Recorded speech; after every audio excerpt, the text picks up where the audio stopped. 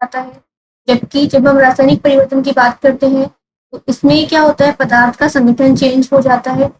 इसके अलावा भौतिक परिवर्तन क्या होता है, उत्क्रमणीय अभिक्रिया होती है।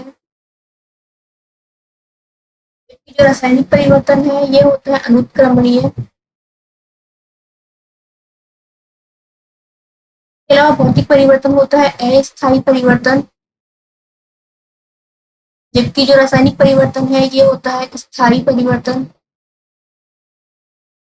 इसमें क्या होगा, भौतिक परिवर्तन में चेंज होगा आयतन में, आकार में।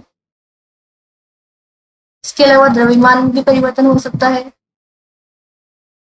और घनत्व में। जबकि रासायनिक परिवर्तन में चेंजेस होते हैं उसके अणु भार में, अणु सूत्र, रासायनिक क्रियाएं। इसके अलावा जो अम्लता और क्षारकता है वो भी चेंज हो सकती है।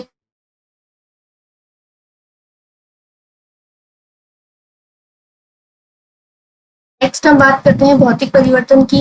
इसमें क्या होगा, पदार्थ के भौतिक गुण और अवस्था में परिवर्तन होगा किंतु उसके रासायनिक गुणों में कोई परिवर्तन नहीं होगा।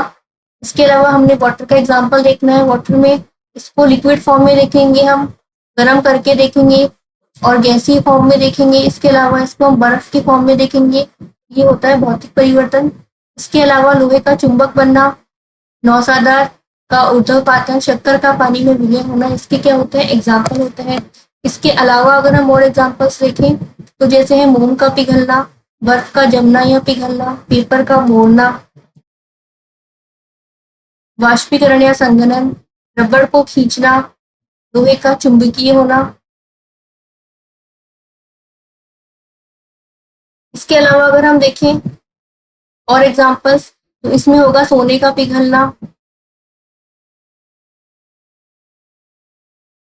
इसके अलावा फलों को काटना, फलों या सब्जियों को काटना।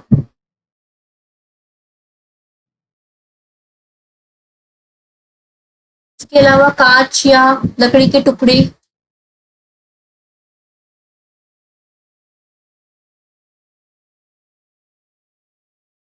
जल में शक्कर या नमक का घुलना।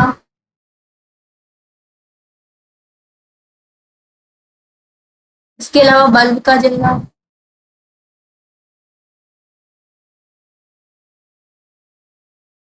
ये होंगे इसके एग्जाम्पल्स। नेक्स्ट हम देखते हैं रासायनिक परिवर्तन। तो जब कोई पदार्थ किसी अन्य पदार्थ के साथ मिलकर एक नया पदार्थ का निर्माण होता है, इसमें क्या होगा, नए पदार्थ का निर्माण। संश्लेषण, या जब कोई पदार्थ दो या दो से अधिक पदार्थों में वियोजित हो जाता है, डिकम्पोज हो जाता है और उसके गुण वैशिष्ट बदल जाते हैं तो उसे हम कहते हैं रासायनिक परिवर्तन। इसके एग्जाम्पल है लोहे पर जंग लगना, अगरबत्ती का जलना, दूध का फटना आदि। इसके लक्षण देखेंगे हम। इसमें परिवर्तन के पश्चात नया उत्पाद प्राप्त होता है, निर्माण होता है। यह परिवर्तन स्थायी होते हैं, अतः कारक हटाने पर ये पूर्व अवस्था में नहीं आते। इसके अलावा परिवर्तन के पश्चात पदार्थ के जो गुण हैं वो बदल जाते हैं और मूल पदार्थ से गुणों में अलग होते हैं। इसमें परिवर्तन के पश्चात ऊष्मा, प्रकाश आदि मुक्त होते हैं। नेक्स्ट हम देखते हैं इसके एग्जाम्पल। इसमें आएगा दूध से दही बनना, पदार्थों का दहन या जलना, मोमबत्ती का जलना, कार्बन डाइऑक्साइड का बनना। इसके अलावा लोहे पर जंग लगना, मैग्नीशियम के तार का जलना। इसके अलावा श्वसन क्रिया है, भोजन का पाचन है, गन्ने के रस से सिरका बनना, स्टार्च से शराब बनना, फलों का पकना आदि। ये सब किसमें आते हैं, रासायनिक परिवर्तन में।